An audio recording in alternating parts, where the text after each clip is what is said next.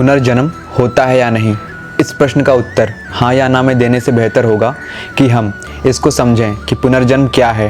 पर इतना तो मैं आपको विश्वास के साथ कह सकता हूँ कि इस वीडियो को पूरा देखने के बाद आपके सारे संदेह मिट जाएंगे और आप पुनर्जन्म से रिलेटेड कभी भी किसी और वीडियो को हाथ नहीं लगाएंगे। पुनर्जन्म को समझने के लिए हमें ये समझना होगा कि आखिर पुनर्जन्म किसका होता है। जाहिर सी बात है, मृत्यु के पश्चात जो जीवित बचता होगा उसी का तो पुनर्जन्म होगा। मृत्यु के बाद केवल शरीर मरता है पर मन और आत्मा तो जीवित ही रहते हैं। आत्मा के विषय में तो सोचना ही नहीं है, ये तो शाश्वत है, ना तो जन्म लेती है और ना ही मरती है। इसलिए हमें अपना सारा फोकस मन पे करना है। मृत्यु के पश्चात स्थूल शरीर तो मर जाता है पर सूक्ष्म शरीर नहीं मरता। इसी शरीर में मन का निवास होता है। अब हम एक उदाहरण से मन की प्रकृति को समझेंगे।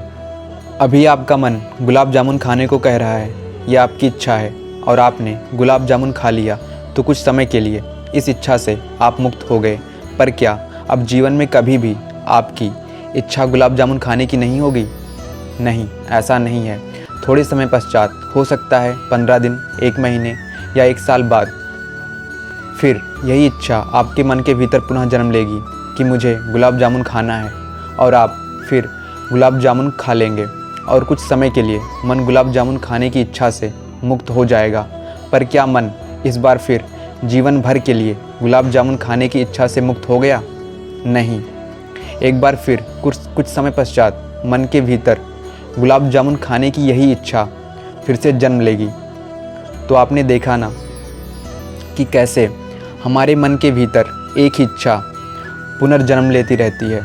इस प्रकार मन के भीतर इच्छाओं का पुनर्जन्म होता रहता है और मन कभी भी उस इच्छा से पूर्ण रूप से मुक्त नहीं हो पाता। तो क्या अब कोई इस बात से इनकार कर सकता है कि इच्छाओं का पुनर्जन्म नहीं होता? और मैं एक बात अच्छी तरह से स्पष्ट कर दूं कि मन इच्छाओं का समूह है। ऐसा नहीं है कि मन के भीतर एक ही इच्छा होती है। मन के भीतर तरह तरह की इच्छाएं होती हैं और हमने देखा कि अगर किसी इच्छा को हमने पूरा भी कर दिया तो बस कुछ पलों के लिए ही मन उस इच्छा से मुक्त हुआ है, लेकिन कुछ समय पश्चात मन के भीतर पुनः वही इच्छा जन्म ले लेगी। इस तरह मन सदैव अधूरी इच्छाओं से घिरा रहता है और जिन इच्छाओं को उसने अभी पूरा भी कर लिया है वो इच्छाएं भी आने वाले कल में पुनः जन्म लेने वाली हैं। इस तरह मन के भीतर इच्छाओं का पुनर्जन्म चलता रहता है। इस प्रकार शरीर के मरने पर मन नहीं मरता, वो जीवित रहता है और यही मन नया शरीर धारण करता है, यानी कि मन का पुनर्जन्म होता है। और इसी तरह मन जन्म लेता है, शरीर मरता है, मन नहीं मरता, पुनः फिर मन नया शरीर धारण करता है, यानी कि मन का ही पुनर्जन्म होता है। आइए इन्हीं बातों को हम महापुरुषों की दृष्टि से समझते हैं। कबीरदास जी कहते हैं, माया मरी ना मन मरा, मर मर गया शरीर, आशा तृष्णा ना मरी, कहा गए दास कबीर। अर्थात शरीर तो बार बार मृत्यु को प्राप्त होता रहता है पर उसके भीतर बैठा ये मन नहीं मरता और मन के भीतर बैठी लालच और तृष्णा नहीं मरती, जिसकी वजह से ये मन बार बार जन्म लेता रहता है। और मैं इस बात को पूरी तरह से स्पष्ट कर दूं कि कबीरदास जी कोई कवि नहीं थे, वो अपने समय के बुद्ध पुरुष थे, अर्थात एक ऐसा व्यक्ति जिसने पूर्ण सत्य का अनुभव कर लिया हो। अभी कहानी यहाँ ख़त्म नहीं होती बल्कि यहाँ से शुरू होती है।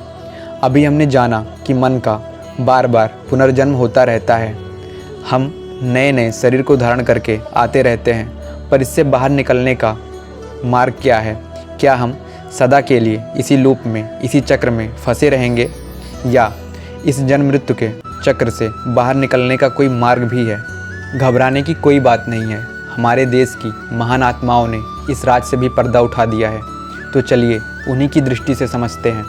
आदिगुरु शंकराचार्य, अष्टावक्र और रमण महर्षि जी कहते हैं, ये जगत मन का प्रक्षेपण मात्र ही है। जो जगत हम देख रहे हैं और अपनी इंद्रियों से महसूस कर रहे हैं, इसका एकमात्र कारण हमारा मन ही है।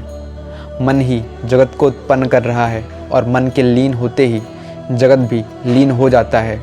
गहन निद्रा में ना तो मन होता है और ना ही जगत, और जैसे ही हम जगते हैं मन पुनः उत्पन्न हो जाता है और इसी के साथ ये जगत भी।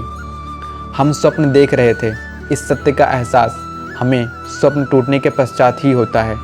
ठीक इसी तरह मैं अब तक मनोभाव अर्थात मैं मन हूँ इस भाव में जीता आ रहा था।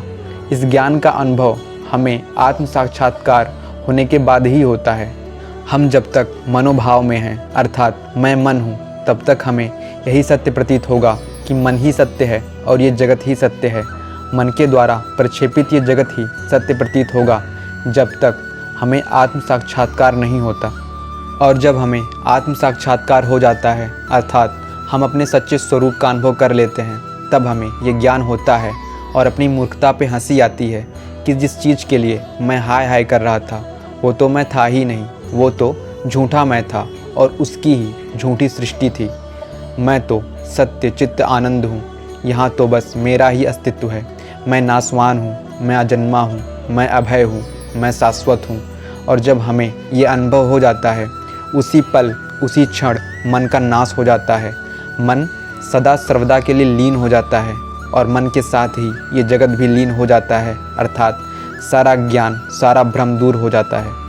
कबीर दास जी इसी सत्य को कुछ ऐसे कहते हैं, जब मैं था तब हरि नहीं, अब हरि हैं मैं नाई। सब अंधियारा मिट गया जब दीपक देखा माई। अर्थात जब तक मैं अहंकार भाव में जी रहा था तब तक मुझे ये संसार ही सत्य प्रतीत हो रहा था।